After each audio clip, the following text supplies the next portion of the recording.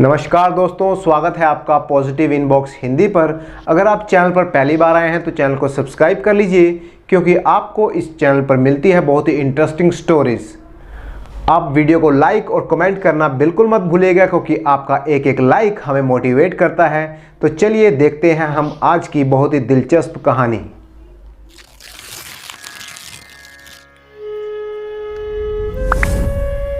धनेसर नाम का एक धोबी एक गांव में रहता था।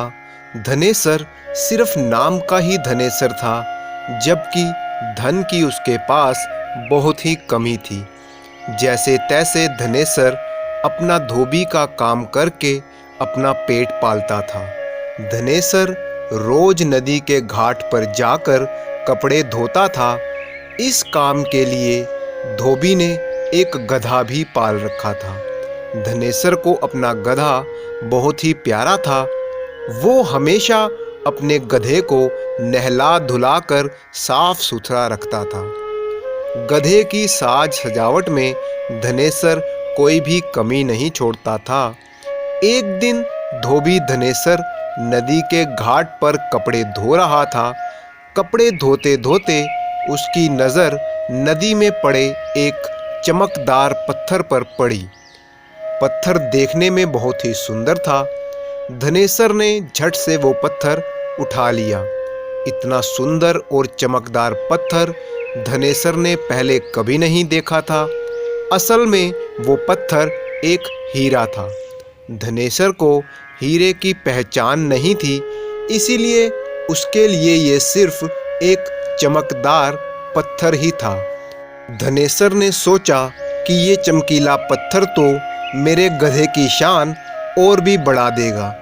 उसने हीरे को एक धागे में पिरोकर गधे के गले में लटका दिया। अब वो धोबी वापस घर की तरफ चल पड़ा। जब वो धोबी गांव की तरफ जा रहा था, तभी वहां से एक जौहरी यानी हीरों का व्यापारी गुजर रहा था। जौहरी को हीरे की अच्छी परख थी और पहचान भी थी। जौहरी ने देखा कि धोबी के गधे के गले में एक बेशकीमती हीरा लटक रहा है। उसने सोचा, जरूर ये धोबी मूर्ख ही होगा, वरना इतना कीमती हीरा गधे के गले में कौन डालता है। उसने धनेसर को आवाज़ लगाई, सुनो भाई, ये जो पत्थर तुमने गधे के गले में लटका रखा है, इसे कितने में दोगे?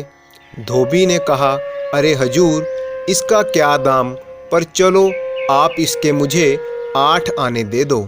मैंने तो ऐसे ही गधे के गले में बांध दिया था कि गधे का गला सूना ना रहे। धोबी ने बोलना जारी रखा और हंसते हुए कहा, 8 आने में बच्चों की मिठाई ले जाऊंगा, बच्चे खुश हो जाएंगे और इस गधे का बोझ भी कुछ कम हो जाएगा। लेकिन वो जौहरी एक नंबर का कंजूस था।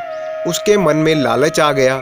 जौहरी ने कहा, 8 आने तो ज़्यादा हैं, मैं तो इसके सिर्फ 4 आने ही दे सकता हूँ। दूसरी तरफ वो धोबी भी कुछ झक्की किस्म का था।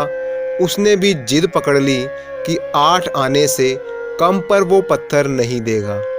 फिर धोबी बोला, चलो ठीक है, ना मेरी ना आपकी, 6 आने में सौदा पक्का कर लेते हैं। इस पर जौहरी ने कहा, अरे पत्थर तो पत्थर ही है और इसके लिए 4 आने कोई कम नहीं है। ये कहकर वो जौहरी आगे बढ़ने लगा। जौहरी ने सोचा कि थोड़ी दूर चलने पर ये धोबी मुझे आवाज़ लगा ही लेगा। वो जौहरी आगे बढ़ता गया, लेकिन धोबी ने आवाज़ नहीं लगाई। कुछ दूर तक जौहरी चलता ही रहा, लेकिन फिर उसने पीछे मुड़कर देखा, धोबी तो वहाँ दिखाई ही नहीं दे रहा था। जौहरी ने सोचा, लगता है कि बात बिगड़ गई, नाहक ही अच्छा सौदा छोड़ दिया। तो वो पीछे की तरफ वापस दौड़ने लगा और धोबी को आवाज़ लगाने लगा। कुछ ही दूरी पर धोबी एक पेड़ के नीचे बैठा हुआ दिखाई दिया। उसका गधा भी वहीं पर बंधा पड़ा था। लेकिन जौहरी के पैरों तले जमीन खिसक गई जब उसने देखा कि गधे के गले में वो हीरा अब नहीं था। उसने चिल्लाकर धोबी से कहा, क्या हुआ, वो पत्थर कहाँ है? धोबी ने हंसते हुए कहा, मुझे तो उस पत्थर के 16 आने मिल गए, पूरा 8 आने का फ़ायदा हुआ है। अगर आपको 6 आने में बेच देता तो कितना घाटा हो जाता मेरा। जौहरी के माथे पर पसीना आ गया, उसका दिल बैठा जा रहा था, ये सोच सोच कर कि हाय, लाखों का हीरा यूं ही मेरी कंजूसी की वजह से हाथ से निकल गया। उसने गुस्से में धोबी से कहा, अरे धोबी, गधे के साथ रहते रहते तू भी गधा ही बन गया है। जानता है उस पत्थर की कीमत क्या थी? लाखों का था वो पत्थर, और तूने 16 आने में बेच दिया और बहुत खुश हो रहा है, गधा कहीं का।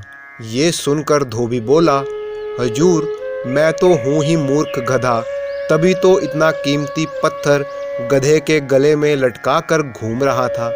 लेकिन आपके लिए मैं क्या कहूँ, जब आपको पता था कि वो पत्थर लाखों का है तो आप उसके 6 आने भी देने को तैयार क्यों नहीं थे? तो फिर आप तो मुझसे भी बड़े गधे हुए, या यूं कहूँ कि सबसे बड़े गधे तो आप ही हैं। और इस तरह से उस पेड़ के नीचे एक साथ 3 गधे बैठे हुए थे।